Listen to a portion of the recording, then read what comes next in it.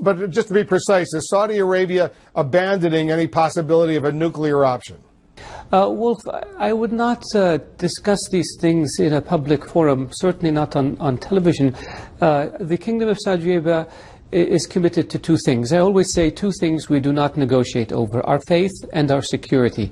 Saudi Arabia will do whatever it takes in order to protect our nation and our people from any harm, and I will leave it at that. Because when I spoke with Secretary Kerry, we discussed the reports out there that Saudi Arabia potentially could go shopping for a bomb, maybe in Pakistan. You were just in Pakistan.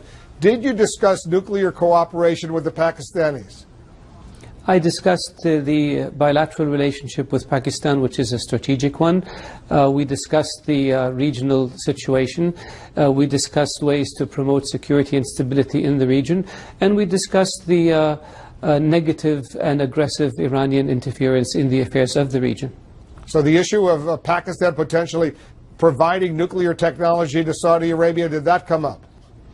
I'm not going to get into details of discussions we have with foreign governments, and certainly not allied governments. Wolf, I'm sure you understand. What do you need? What do you want Iran to do now to restore diplomatic relations? Very simple. Iran should cease interfering in the affairs of the countries of the region.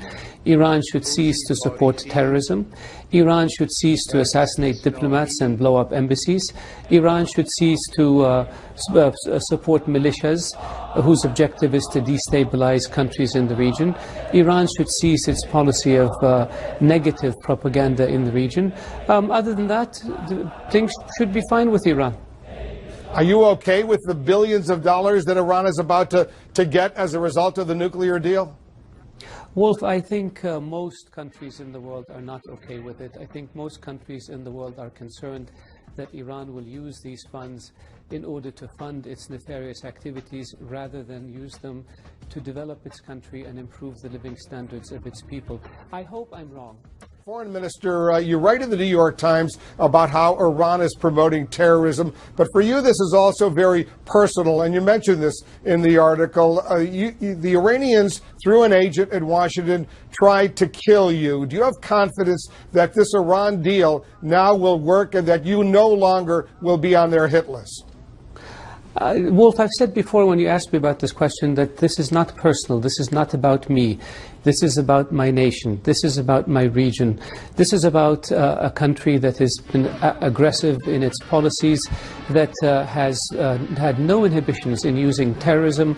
This is a country that occupied the American embassy in Iran for 444 days, including taking American diplomats hostage.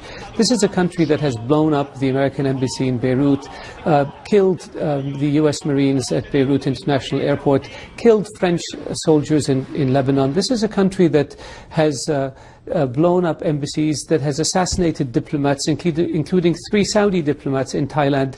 This is a country that's implicated in the Khobar Tower bombings. In fact, it planned it and its officials directed it, and the people who perpetrated this crime moved to Iran and have been sheltered by Iran for the past 20 years.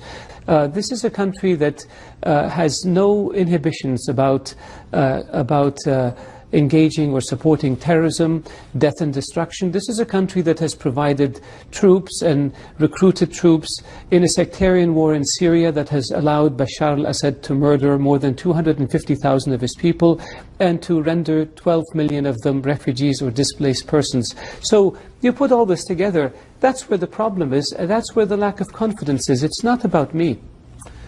Minister, let's talk about the Shiite cleric who was executed, beheaded, Sheikh Nimr al-Nimr, and 46 others on the eve of the nuclear deal. The suspicion was that the timing of this was designed in part to undermine that deal. Was it? Absolutely not.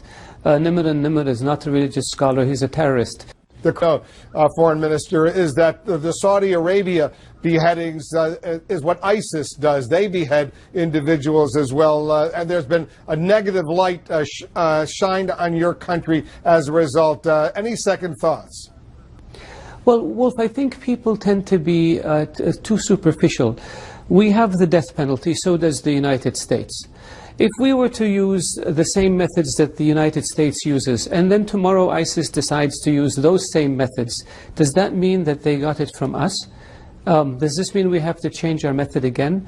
The death penalty is part of our legal system, and people who commit crimes that lead to the death of the innocent are punished. And this is something that the world has to respect, just like we respect the laws of other countries, including countries that do not have the death penalty.